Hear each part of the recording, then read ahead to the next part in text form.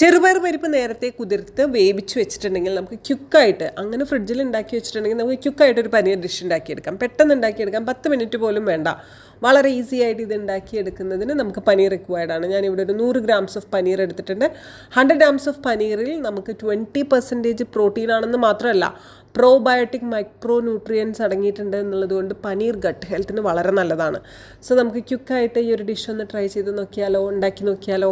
ഈ healthy and tasty dish ഉണ്ടാക്കുന്നതിന് വേണ്ടി ഒരു പാൻ അടുപ്പത്ത് വെച്ചേക്കുക. അതിലോട്ട് നമ്മൾ 2 ടീസ്പൂൺ എണ്ണ ആഡ് ചെയ്യുക. കുറച്ച് ജീരകട്ട് പൊട്ടിയതിന് ശേഷം നമുക്ക് ഉള്ളി, തക്കാളി, പച്ചമുളക് ആഡ് ചെയ്ത് കൊടുക്കുക. നേരത്തെ ചോപ്പ് ചെയ്ത് വെച്ചേക്കണം കേട്ടോ. എന്നിട്ട് ഒരു ഇച്ചിരി ഉപ്പിട്ടിട്ട് നന്നായിട്ട് വഴറ്റി കൊടുക്കുക.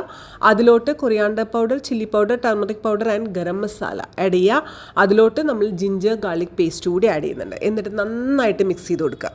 പച്ചമണം മാറി വന്നിട്ടുണ്ടെങ്കിൽ നേരത്തെ നമ്മൾ വേവിച്ച് നന്നായിട്ട് ഉടച്ച് വെച്ചിട്ടുള്ള നമ്മുടെ ചെറുപയർ പരിപ്പുണ്ടല്ലോ അതുകൂടി ആഡ് ചെയ്തിട്ട് നന്നായിട്ട് മിക്സ് ചെയ്ത് കൊടുക്കുക.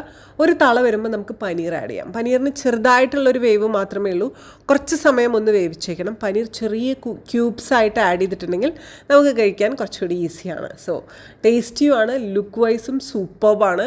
സോൾട്ട് പെർഫെക്റ്റ് ആണോ എന്ന് നോക്കൂ. ഇനി ഇതിൽ കൊറിയാണ്ടർ ലീവ്സ് ഇഷ്ടമുള്ളവർക്ക് ആഡ് ചെയ്യുന്നത് കൊണ്ട് കുഴപ്പമൊന്നുമില്ല, നല്ല ടേസ്റ്റാണ്.